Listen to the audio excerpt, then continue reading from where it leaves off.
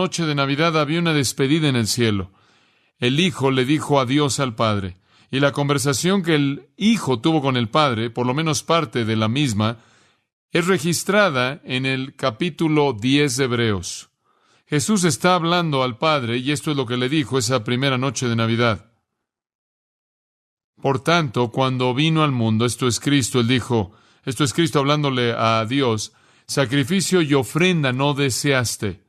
En otras palabras, Dios no está satisfecho simplemente con animales y sacrificios de sangre, sino que un cuerpo has preparado para mí. En holocaustos y sacrificios por el pecado tú no te agradas. Después dije yo, Cristo continúa, he aquí he venido, en el libro se ha escrito de mí el hacer tu voluntad, oh Dios. Cristo en esa primera noche de Navidad le dijo adiós a su Padre. Él dijo, Padre, me doy cuenta de que no has quedado satisfecho con la sangre de animales, sino que has preparado un cuerpo para mí, para que yo vaya a ese mundo y sea el sacrificio final y definitivo. Y lo voy a hacer porque vengo, como está escrito de mí en el Antiguo Testamento, el hacer tu voluntad, oh Dios. Y entonces Jesucristo se despidió de su Padre y comenzó un viaje que iba a terminar 33 años después en una cruz, y después a través de una resurrección ser glorificado y exaltado y restaurado de regreso al cielo, a la gloria que Él conoció antes de que Él vino. Ahora, el cuerpo de Cristo fue preparado divinamente por Dios para que fuera el instrumento que iba a traer a Dios a los hombres y que iba a ser el sacrificio perfecto para el pecado. Y entonces Jesús vino con toda la fanfarria del cielo, conforme los ángeles esperaban cantar su alabanza. Y no hubo fanfarria alguna en la tierra. La tierra lo ignoraba. Dios estaba siendo manifestado en la carne. El cielo lo sabía, pero la tierra no. El Espíritu Santo había tomado 9 meses para llevar a cabo su obra. Y en esos 9 meses Él formó en el vientre de María un cuerpo como ningún otro cuerpo, un cuerpo que iba a ser habitado por la segunda persona de la Trinidad, un cuerpo que ahora estaba listo. Y el tiempo había llegado para que María diera luz. La plenitud del tiempo había llegado cuando Jesús fuera hecho de una mujer. Y de esta manera ese cuerpo vino, y con él vino la segunda persona de la Trinidad. Y en cada temporada de Navidad todos nos detenemos y más bien de una manera ignorante reconocemos el nacimiento de Cristo. E inclusive quizás hay personas que reconocen el hecho de que Él era Dios a un grado u otro. Pero el punto no es que Él vino, el punto es por qué vino. Y tantas personas parecen estar satisfechas simplemente con detenerse y simplemente con el hecho de que Él vino como si fuera algún hecho redentor. Simplemente reconocer eso. Nunca se molestan el descubrir por qué vino. Esta mañana queremos responder a la pregunta, ¿por qué Jesús nació? ¿Por qué vino? ¿Para presentarse a Dios? Sí. ¿Para enseñar verdad? Sí. ¿Para cumplir la ley? Sí. ¿Para ofrecer su reino? Sí. ¿Para enseñar a aquellos que no entendían acerca de Dios? Sí. ¿Para revelar amor? Sí. ¿Para traer paz? Sí. ¿Para sanar a los enfermos? Sí. Etcétera. Esas son razones secundarias del por qué vino. Realmente hay una razón primordial, un plan primordial, un propósito primordial. Jesús vino para sufrir y para morir. Esa es la razón por la que Él vino. Belén simplemente existió para que el Calvario pudiera suceder. Él solo fue un bebé para que pudiera ser un hombre y morir. Él solo vivió para morir. Esas pequeñas manos de bebé suaves formadas por el Espíritu Santo en el vientre de María fueron hechas para que los clavos pudieran perforarlas. Esos pequeños pies regordetes, rosas y suaves, incapaces de caminar, iban a caminar en un día en un monte, iban a ser clavadas una cruz. Esa cabeza dulce, con ojos resplandecientes y una boca dispuesta a hablar, fue formada para que algún día los hombres pudieran meterle una corona de espinos. Ese cuerpo tierno, cálido y suave, que estaba envuelto en tela, un día sería abierto por una lanza para revelar un corazón quebrantado. Y esa es exactamente la razón por la que Dios hizo ese cuerpo. Jesús nació para morir. El hombre fue hecho para tener dominio sobre todo, pero cayó en pecado y perdió su dominio. Cuando Dios creó a Adán, era grande. Todo era grandioso, todo iba a ser grandioso, y después el hombre cayó y él perdió su posición como rey. El hombre debía ser un rey, pero el hombre no lo es. El hombre es un esclavo, débil, esclavo a su pecado, ignorante, y en esa situación vino Jesús.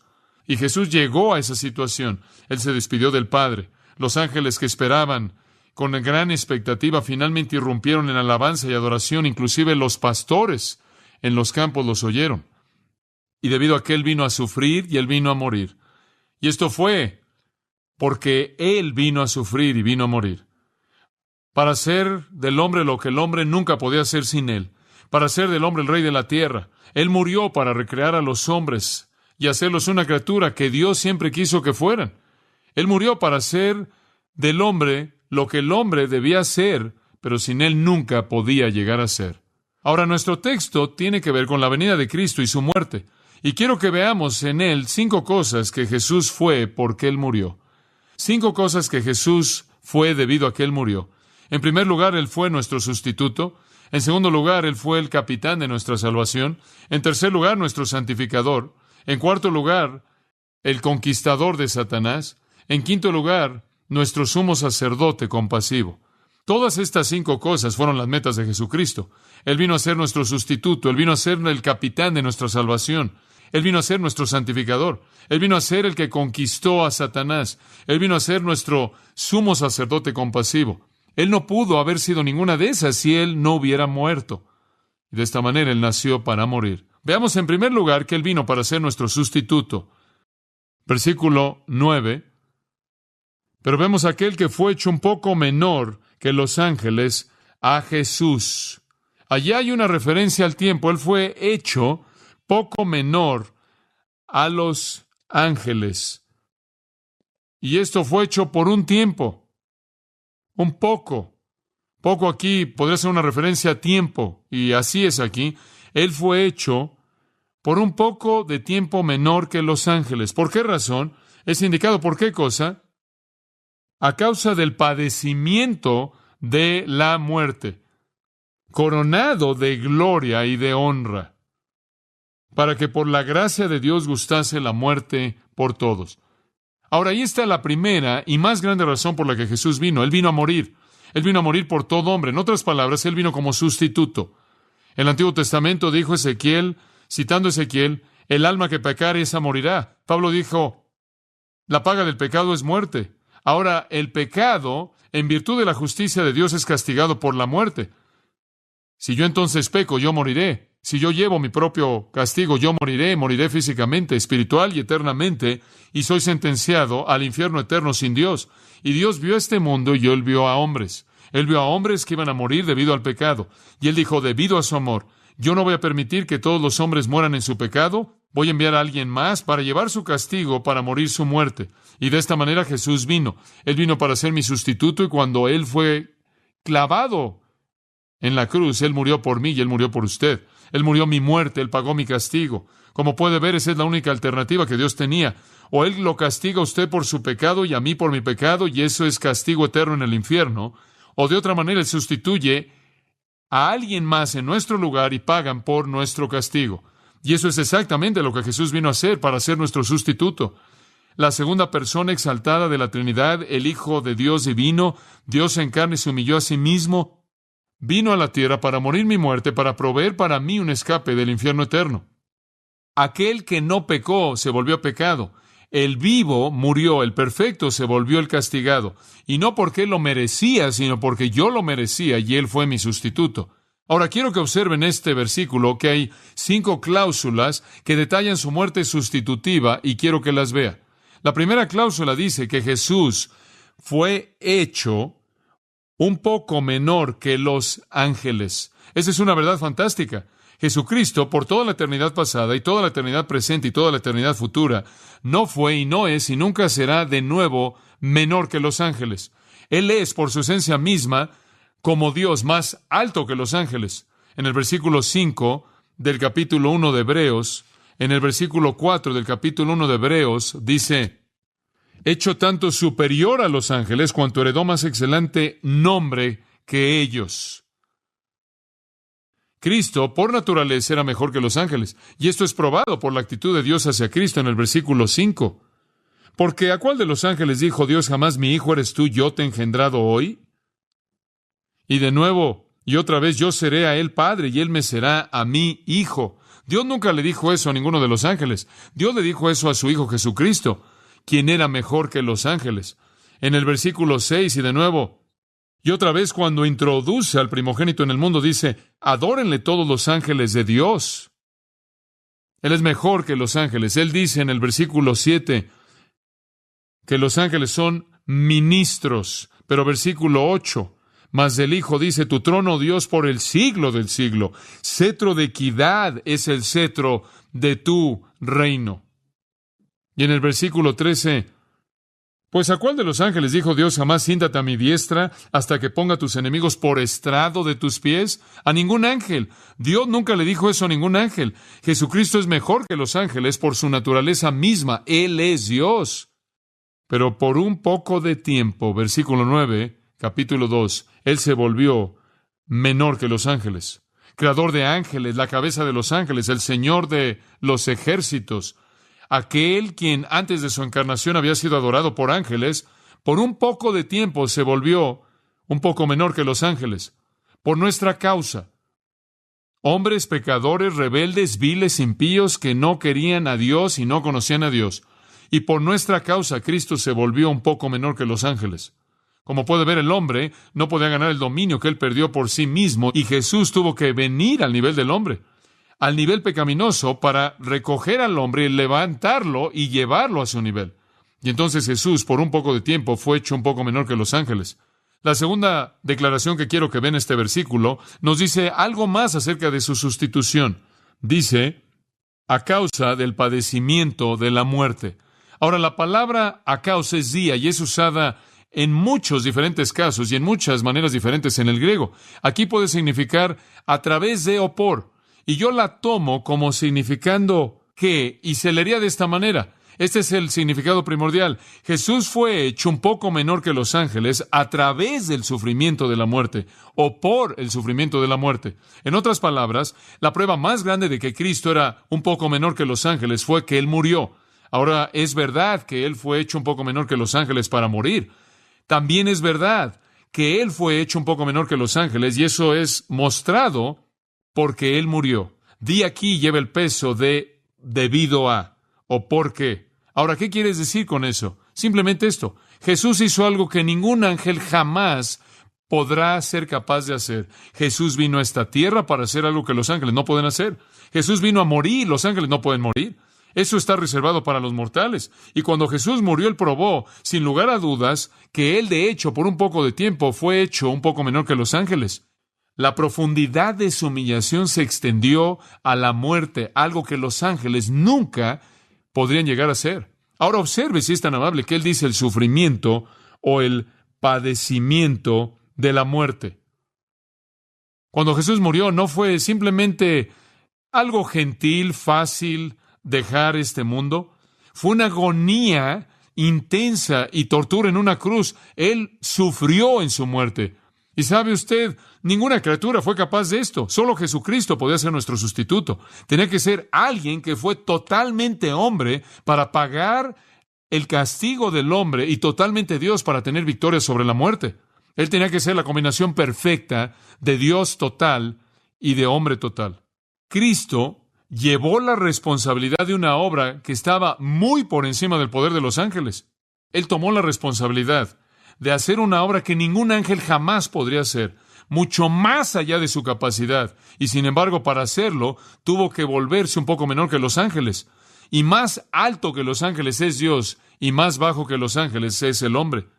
Y el que es más alto que los ángeles es Dios, y los que son menores que los ángeles son los hombres. Y Cristo fue al mismo tiempo más elevado que los ángeles en su poder, y un poco menor que los ángeles en su humillación. La combinación perfecta.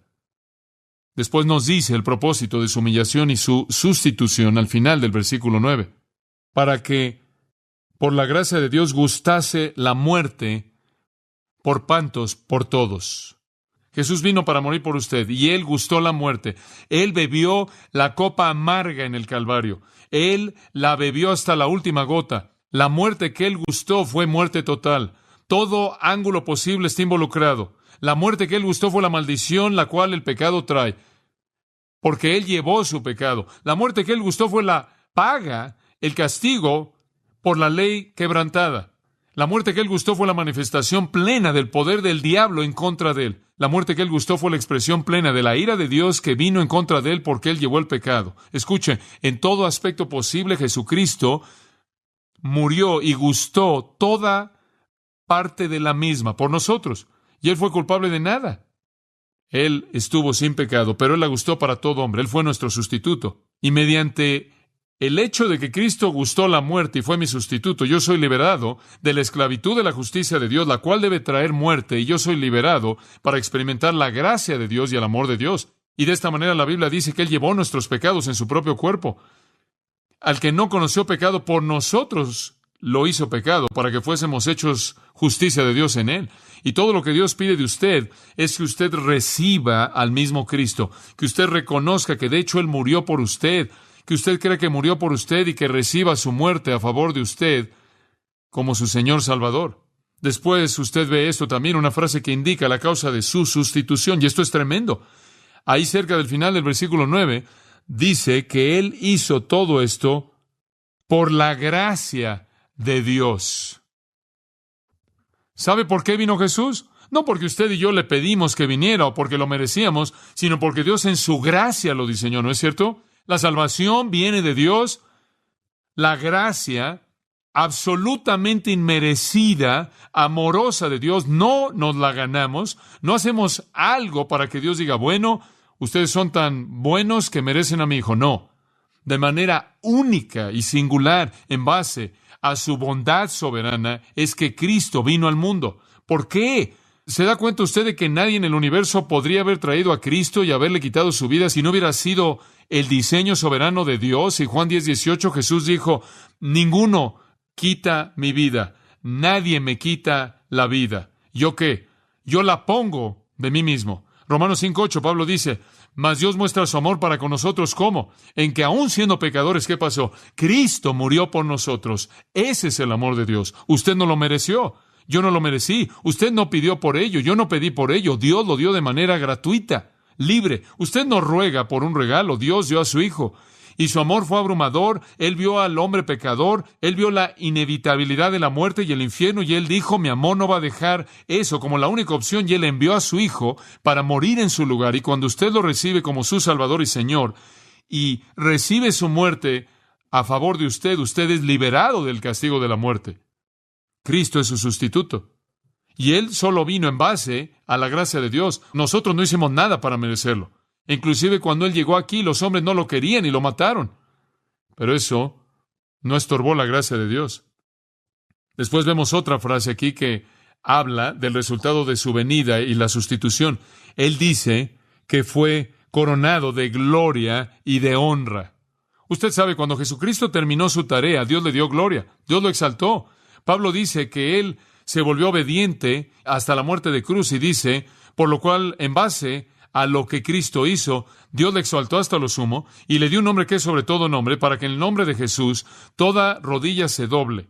Jesús se humilló a sí mismo y Dios lo exaltó, lo coronó de gloria y honra. Observe ese versículo de nuevo. Ese versículo dice que Jesucristo murió por usted, su sustituto, y Dios valoró tanto lo que Jesús hizo que lo exaltó hasta lo sumo y le dio un nombre sobre todo nombre en el universo. Escucha, amigo mío, Dios valora mucho a Jesucristo. ¿Sabe usted eso? Dios valora mucho a Jesucristo. Y cualquier persona que viene y menosprecia a Jesucristo está en peligro de recibir la ira de Dios. Porque si Dios tiene en tan alta estima a Cristo, ¿cuáles deben ser las consecuencias para alguien que no comparte esa misma estima hacia Cristo?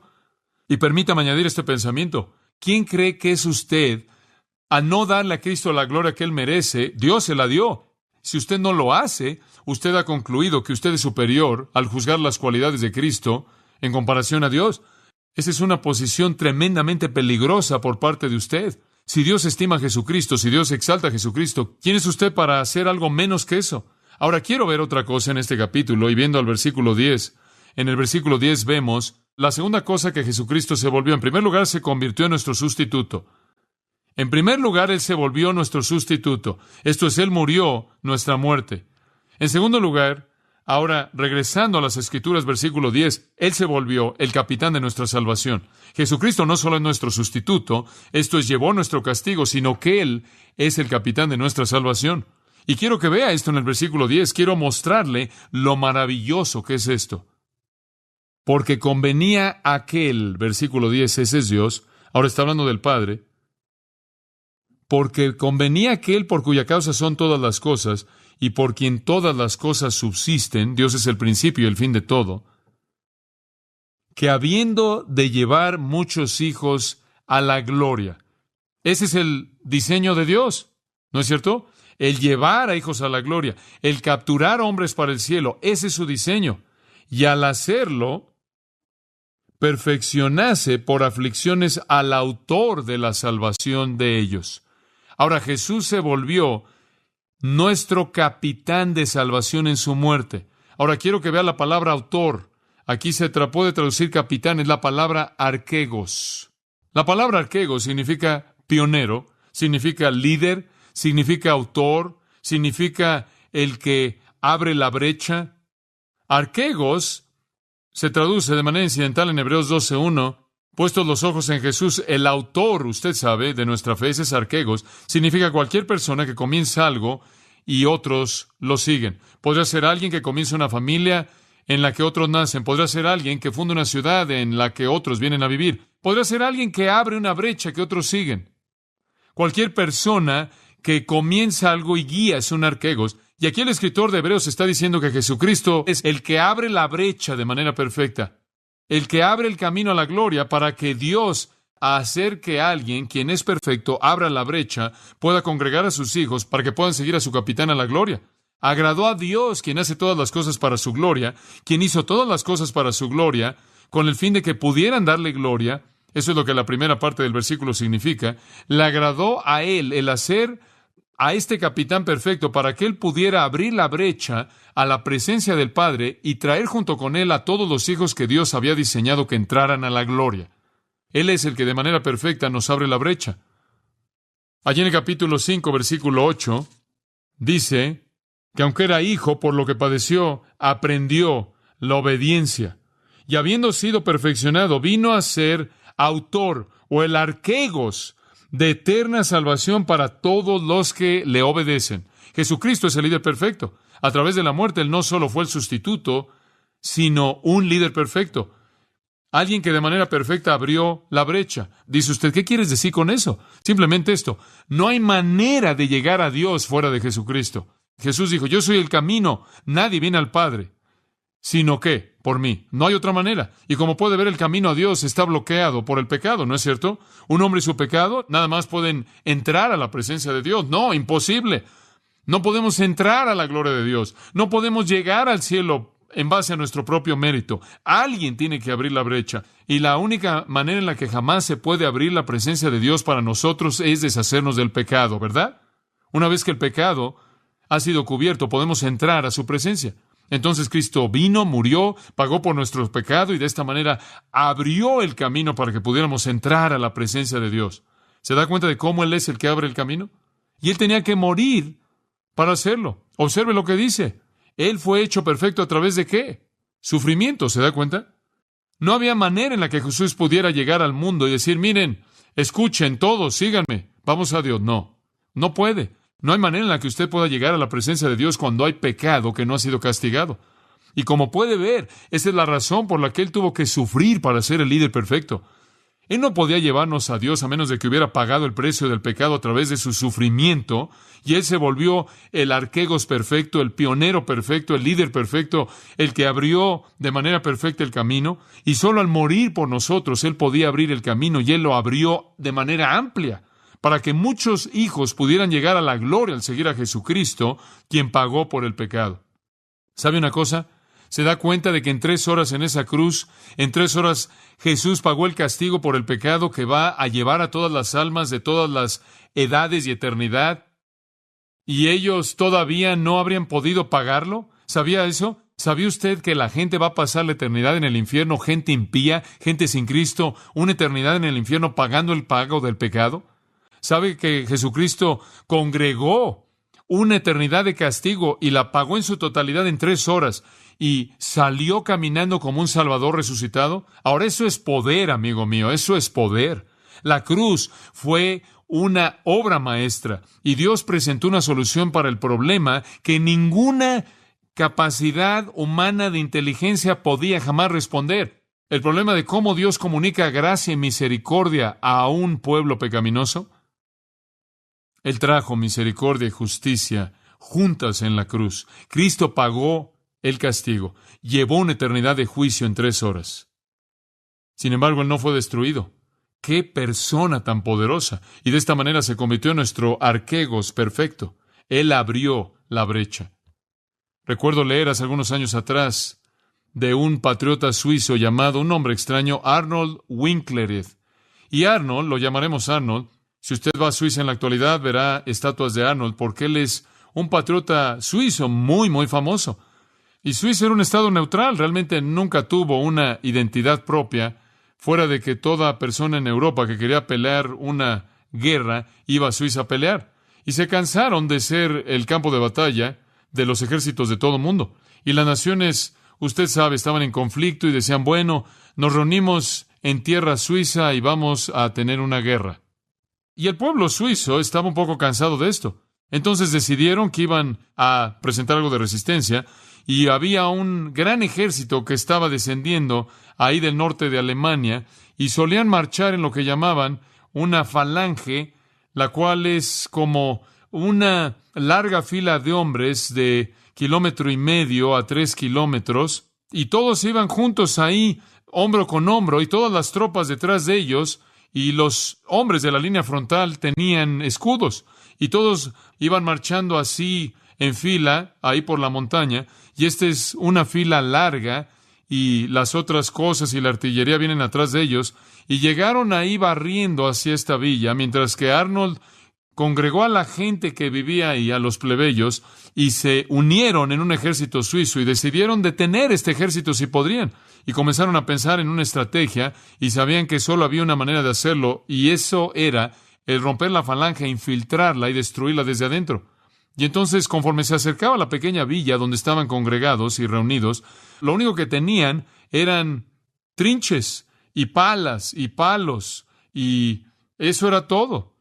Y conforme esa falange se acercaba a esa villa, Arnold, con un clamor de gloria, hizo que Suiza comenzara a correr. Y él corrió ahí en medio de esa falange. Y conforme él corría, él llevó en su pecho las lanzas y las flechas que le dispararon. Conforme él rompió esa falange, no avanzó muchos metros hasta que él cayó muerto. Pero ahí pisándole los talones venía el ejército suizo entero que entró y peleó contra ese gran ejército europeo. E hicieron que se replegaran en ese día. Debió haber sido una gran tragedia si Arnold hubiera corrido y hubiera roto la falange, hubiera caído muerto, y el resto de los suizos se hubieran sentado y hubieran dicho, oh, Arnold tuvo un buen corazón, quiso hacer un buen trabajo. Pero le siguieron pisándole los talones. ¿Sabe una cosa? Escucha, amigo mío. Jesucristo ha hecho lo mismo. Él corrió en contra de los batallones del infierno. Él hizo que todas las flechas y todas las lanzas que la ira y el juicio de Dios podía enviar en contra de Él las recibió y Él rompió esa falange. Y todo lo que le pide hacer es seguirlo y reclamar la victoria. Él es el arquegos perfecto. Él abrió la brecha. La victoria está ahí. Es usted. Y entonces vemos a nuestro sustituto y al capitán de nuestra salvación. Él se volvió eso porque murió. Él nació por ninguna otra razón. Tercera cosa, y esto es tan emocionante, simplemente bendice mi corazón. La tercera cosa en los versículos 11 al 13, en tercer lugar, Él se volvió nuestro santificador. Nuestro santificador. Porque el que santifica, esto está hablando acerca de Cristo, Él es el que santifica. Santifica viene de una palabra hagiazo, hacer santo. El que santifica Y los que son santificados de uno son todos, por lo cual no se avergüenza de llamarlos hermanos. Le voy a decir que ese es uno de los conceptos más emocionantes, más fantásticos, y quiero que lo vea. Simplemente increíble. ¿Sabe lo que esto nos dice? Escuche esto. Jesucristo es santo y es capaz de hacerlo a usted y a mí santos. Somos los santos en el versículo 11, los santificados. Él es santo y los que son santificados son uno a través de su muerte. Ahora escuche esto. A través de su muerte y nuestra fe en Él, creyendo y recibiéndole a Él como Salvador, somos declarados santos. ¿Escuchó eso? Eso es verdad posicional.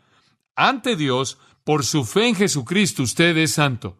Si usted conoce a Cristo, ahora, el fin práctico de esto es que usted debe actuar como tal. Todavía hay pecado en nuestras vidas, pero posicionalmente delante de Dios somos santos. Dice usted, ¿cómo funciona eso? Escuche, cuando Cristo murió en la cruz, ¿por cuánto de mi pecado pagó Él? Por cada uno de ellos. Por cada parte. Eso significa que Dios no puede hacerme responsable en términos de juicio por ningún pecado. Esa es la razón por la que Pablo dice que ninguna condenación hay para los que están en Cristo. Todo estuvo en Cristo en la cruz. Dios, por lo tanto, dice posicionalmente, debido a su fe en Cristo, ahora eres santo. Él ha pagado todo pecado que jamás cometerá usted. Ahora sabemos que esa no es licencia para pecar, porque el amor no nos permite hacer eso, ¿verdad? Pero ¿sabe que si usted conoce a Jesucristo, usted es santificado, es santo? Usted es santificado. ¿Qué es santo? Perfectamente justo. Ahora esa es verdad posicional. Dios inclusive dice, usted es justo, usted es santo. ¿Sabía usted eso? ¿Por qué hasta los corintios, quien están de cabeza en términos de su práctica, les dice, ahora ustedes son santos? Eran santos, hagiazo, a ser santo, ser santo. Viene de la palabra hagios, que quiere decir los santos o los santificados. Somos santos delante de Dios. Nunca hay un pecado registrado en contra de nosotros, nunca somos santos. El que santifica o los hace santos y los que son santificados son uno. ¿Sabe usted a que debido a que usted es uno con Cristo, usted es santo porque Él es santo? Dice usted, ¿somos igual de santos que Él? Ese es el único tipo de santidad que hay. Usted no dice, bueno, yo soy el santo número 1, no. Yo soy el santo número 49, no. Bueno, yo soy el santo número 184, no. No hay grados de santidad. Santo es santo sin pecado. Posicionalmente, si Cristo ha pagado por todo mi pecado y lo llevó, todos los registros de Dios declaran que yo soy santo. Esa es una verdad emocionante, ¿no es cierto? Santidad posicional en Cristo. Escuche, si Él llevó mi pecado y me dio su justicia, Él llevó mi iniquidad y me dio su santidad. ¡Oh, qué verdad tan fantástica! Observe Hebreos 10:10. Le voy a mostrar esta verdad. Escuche esto. Esta es una verdad emocionante. Hebreos 10:10. Cristo vino, tomó un cuerpo, murió una muerte sacrificial para hacer la voluntad de Dios, ¿verdad? Para ser nuestro sustituto, para ser el capitán de nuestra salvación. Ahora, la voluntad de Dios diseñó esto, versículo 10, mediante la cual, esto es la voluntad de Dios, nosotros, todos los creyentes, son hechos santos o santificados a través de la ofrenda del cuerpo de Jesucristo ofrecido de una vez por todas. ¿Leyó eso correctamente? ¿Cómo es hecho usted santo? ¿A través de rituales? ¿A través de leer su Biblia? ¿A través de ser superpío? No. Usted fue hecho santo a través de ¿qué? De la ofrenda del cuerpo de Jesucristo. ¿Cuántas veces? ¿Para cuántas personas? Todas. Usted se volvió santo en virtud del sacrificio de Cristo, no por actividad cristiana. Usted no se hace santo, amigo mío. Nos esforzamos por ser más como Cristo. Nos esforzamos en la práctica en ser lo que somos en posición, ¿no es cierto? Pero posicionalmente, usted fue hecho absolutamente santo mediante su muerte a favor de usted cuando lo recibe como Salvador. Ahora, amados, eso es seguridad. Usted no puede quitar la santidad. No puede ser manchada. Versículo 14, escuche esto, 10:14. Porque mediante una sola ofrenda. Ahora, escuche esto. ¿Qué ofrenda fue esa? Versículo 10. ¿La ofrenda de qué? De su cuerpo. Porque mediante una sola ofrenda, Él perfeccionó durante 6 meses. ¿Es eso lo que dice? Para siempre aquellos que son hechos santos. Escuche, si usted jamás ha sido hecho santo, usted ha sido hecho santo para siempre. No crea que una vez que usted ha recibido la santidad imputada de Jesucristo, hay algo en este universo que podría quitarlo. No hay. No lo hay. Usted ha sido hecho perfeccionado para siempre a través de la ofrenda de su cuerpo, y si usted pudiera perderlo, entonces Jesús no lo hizo bien. Escuche, Él lo hizo a usted posicionalmente santo con el mismo tipo de santidad que Él conoce. Solo hay un tipo. ¡Qué verdad tan tremenda! ¿Le ayuda eso a usted a entender quién es usted en Cristo? Y después me encanta esto. Esto me bendice. Tan santo es usted que Jesús no se avergüenza de llamarlo ¿qué? Hermano. Hombre, pensé en eso, no podía creerlo. ¿Quieres decir que Jesús, de hecho, se acercó y me abrazó y dijo, John MacArthur, no me avergüenzo de llamarte hermano mío? Y yo comencé a pensar en eso y me cautivó porque quiero ser muy honesto con usted. En toda mi vida he estado más avergonzado de Jesucristo de lo que me gustaría reconocer. ¿Alguna vez se ha avergonzado usted de Él? Yo sí. ¿Y sabe una cosa? No tengo nada de qué avergonzarme. ¿Por qué debería avergonzarme de Jesucristo? Sin embargo, me avergüenzo de Él. ¿Sabe una cosa? Él tiene toda razón de estar avergonzado de mí. ¿No es cierto? Todo. Digo, yo fallo. Usted sabe, Él nunca se avergüenza de mí. Nunca. ¿Sabe por qué? Porque posicionalmente soy santo y Él dice, hermano. ¿Sabe usted que no hay jerarquía entre los hermanos? No hay jerarquía en ese versículo, sí. Hermanos. ¿Sabe una cosa? Usted es uno con Cristo, la misma santidad. Su justicia es suya, su santidad es suya y mía. ¡Oh, qué pensamiento tan fantástico! Somos uno. ¿No es eso por lo que oró? ¿Se acuerda en el huerto? Él dijo, Padre, oro porque sean uno, así como nosotros somos uno, yo en ti, tú en mí, nosotros en ellos. Su oración fue respondida. Me acuerdo después de su resurrección, María Magdalena vino y quería tocarlo. Él dijo, no, me toques. Me encanta esto, Juan 20, versículo 17. Él dijo, no me toques todavía, no he ascendido a mi Padre y tu Padre, a tu Dios y mi Dios. Dice usted, ¿por qué es eso tan importante? Simplemente esto. Él trazó un paralelo entre una mujer, quien era una prostituta profesional, y sí mismo, diciendo, ambos compartimos al mismo Dios, al mismo Padre, somos hermanos. Eso es impresionante. Eso es algo impresionante. Ese es el tipo de santidad que Jesucristo le imputa al que cree en Él. Y le voy a decir algo, eso emociona mi corazón. El apóstol Pablo habla de esto en Romanos, ¿no es cierto? Fuimos crucificados con Cristo, morimos con Él, resucitamos con Él. Identificación absoluta con Jesucristo. ¿Puedo decirle algo más? Todos los hombres no son hermanos. Algunos hombres son hijos de Dios. Y Dios dice que algunos hombres son hijos del diablo. Todos los hombres no son hermanos. ¿Y puedo añadir algo más? Todos los hombres no son hermanos con Cristo, solo aquellos que son hijos del mismo Padre. Aquellos que reciben a Jesucristo se convierten en hermanos de Cristo. ¡Oh, qué pensamiento tan emocionante!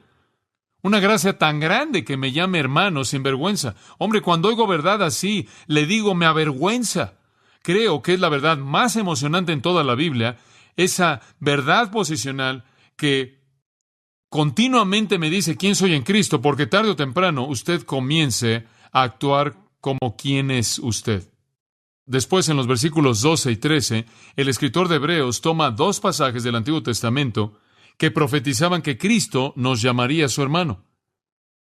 Salmo 22, versículo 22. Él cita el Salmo 22. Esto no es nada nuevo. Salmo 22. Cristo le habla al Padre y dice esto. Anunciaré a mis hermanos tu nombre. Esta es verdad del Antiguo Testamento. El Mesías iba a llamar a los hombres sus hermanos. En medio de la congregación te alabaré. En otras palabras, voy a estar en medio de otras personas, voy a ser uno de ellos y los voy a llamar hermanos. Esa es una profecía del Antiguo Testamento, no es nada nuevo. Y a los líderes judíos, él quiso explicarles que esto no era nada nuevo. Después, en el versículo 13, él cita Isaías capítulo 8, donde Cristo vuelve a hablar y dice, y otra vez, yo confiaré en Él. Y de nuevo, he aquí, yo y los hijos que Dios me dio. ¿Ve usted cómo se identifica con otros creyentes? ¿Se da cuenta? Juntos vamos a confiar en Dios, dice Él. Voy a encargarme de los hermanos que me des. Esa es verdad del Antiguo Testamento. Cristo nos llama hermano y no se avergüenza. Que Dios me ayude a actuar como lo que soy. Y entonces el Cristo de Dios, eterno, la segunda persona de la Trinidad, el arquego santo sin pecado, aquel a quien los ángeles adoraron, se volvió un poco menor que los ángeles para sufrir y morir, para ser mi sustituto, para ser aquel que abrió la brecha para que yo fuera al cielo y a la gloria de Dios. E inclusive se inclinó para llamarme hermano, hijo de Dios, coheredero, y lo hizo sin vergüenza. Porque Él me hizo santo en su propia santidad. ¿Puede usted resistir ese tipo de amor? Yo no puedo. Entonces nuestro sustituto, el capitán de nuestra salvación, nuestro santificador, y rápidamente, versículo 14, el que conquistó a Satanás. Así que por cuanto los hijos participaron de carne y sangre, esto es, los hijos que vimos en el versículo 18, nosotros creyentes seres humanos, participamos de sangre y carne, somos carnales seres humanos. Él también participó de lo mismo. Él se volvió lo que somos para destruir por medio de la muerte al que tenía el imperio de la muerte, esto es, el diablo. Ahora, la autoridad que Satanás tiene sobre los hombres es la muerte. Satanás sabe que la paga del pecado es muerte, y si él puede mantener a un hombre viviendo en pecado hasta que él muera, lo tiene para siempre. Y el gran poder de Satanás es la muerte, y alguien tenía que destruir ese poder. Alguien tenía que despedazar la muerte. Satanás sabía que si él podía aferrarse, y todavía sabe que si él puede aferrarse a los hombres hasta que mueran, Dios no puede salvarlos, porque Dios diseñó que la salvación fuera durante la vida de un hombre, no después. Y entonces Satanás usa el poder de la muerte, se esfuerza por atrapar a los hombres y mantener a los hombres alejados de Dios hasta que mueran, y entonces Dios no puede tocarlos. Esa es la autoridad de Satanás sobre los hombres. No podían escapar la muerte, no podían escapar la paga inevitable del pecado. Satanás lo sabía. Y si Satanás tan solo puede mantener a los hombres ahí, Dios no puede llegar a ellos. Ahora alguien tenía que quebrantar este poder y tenía que ser un hombre. Algún hombre tenía que conquistar la muerte, destruir el arma de Satanás. Y eso es exactamente lo que Jesús hizo. Como puede ver, dice en el versículo 14, que por medio de la muerte lo hizo. En otras palabras, para destruir la muerte, un hombre tenía que morir y resucitar y dejar la brecha abierta para que otros murieran y resucitaran. Y eso es exactamente lo que Jesús hizo. Él salió de esa tumba, Él explotó de esas cadenas de la muerte y después Él dijo, porque yo vivo, que vosotros también viviréis. Escucha, amigo mío, Jesús murió y resucitó y de esta manera destruyó el poder de Satanás de la muerte y Él dejó abierto el camino para usted. Él se volvió un hombre para morir como hombre y tener la victoria de un hombre sobre la tumba. Pero Él tenía que ser Dios al mismo tiempo para tener esa victoria. Él despedazó el poder de la muerte. Y entonces decimos, ¿dónde está, oh muerte, tu aguijón? ¿Dónde está, oh sepulcro, tu victoria? No hay victoria en la muerte. La muerte simplemente es pasar de este mundo a la presencia de Dios para aquellos que lo aman. La muerte ni siquiera la experimentamos, porque Cristo la destruyó. Él vino a morir para destruir la muerte para que usted pudiera vivir. En último lugar, Él fue nuestro sustituto, el capitán de nuestra salvación, nuestro santificador, el que conquistó a Satanás, y nuestro sumo sacerdote compasivo. Versículo 16. Porque ciertamente no socorrió a los ángeles, sino que socorrió a la descendencia de Abraham. Él no se volvió un ángel para morir por los ángeles. No hay salvación para los ángeles. Él se volvió un judío, la simiente de Abraham, un ser humano, para que Él pudiera identificarse con otros hombres y morir por ellos. Él no vino a redimir ángeles, Él vino a redimir hombres. Versículo 17. Por lo cual, ahora marque esta frase, subraye esta frase, debía ser en todo semejante a sus hermanos. Él fue igual que nosotros en todo, en todo. ¿Para qué? Para venir a ser misericordioso y fiel sumo sacerdote en lo que a Dios se refiere, para expiar los pecados del pueblo. Pues en cuanto Él mismo padeció siendo tentado, es poderoso para socorrer a los que son tentados. En otras palabras, cuando usted va a Jesucristo para compartirle su corazón, Él puede decir, yo sé, yo he estado ahí. El sumo sacerdote compasivo. Como puede ver, un sumo sacerdote ministra entre los hombres y Dios. ¿Sabe usted quién sería el sumo sacerdote perfecto?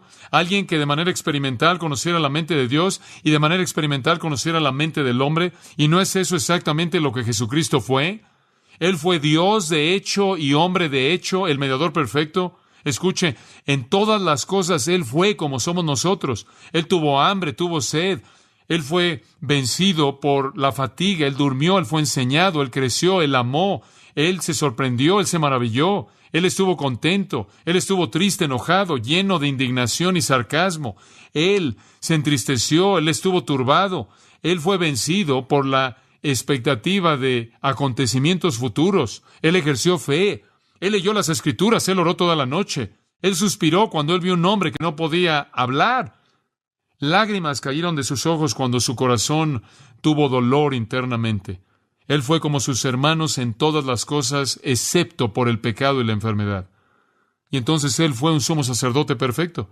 Él entendió de manera total, mediante la experiencia a Dios, y Él entendió de manera total, mediante la experiencia al hombre.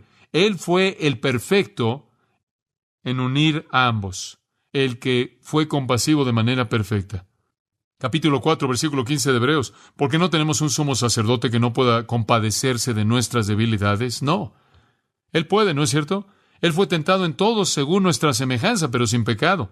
Él es compasivo. Él puede identificarse con nuestros sentimientos y Él sabe y entiende. Acerquémonos, pues, versículo 16. Debido a que Él es compasivo, confiadamente al trono de la gracia para obtener misericordia y hallar gracia para el oportuno socorro. Podemos acercarnos con denuedo y decir: Cristo, quiero compartir esto contigo y sé que tú entiendes porque tú has estado ahí. Sumo sacerdote perfecto. ¡Oh, qué Salvador! ¡Qué Salvador! Dios poderoso, adorado por los ángeles, sin embargo, el hombre tierno. Uno por encima de todos, sin embargo, nuestro hermano en santidad.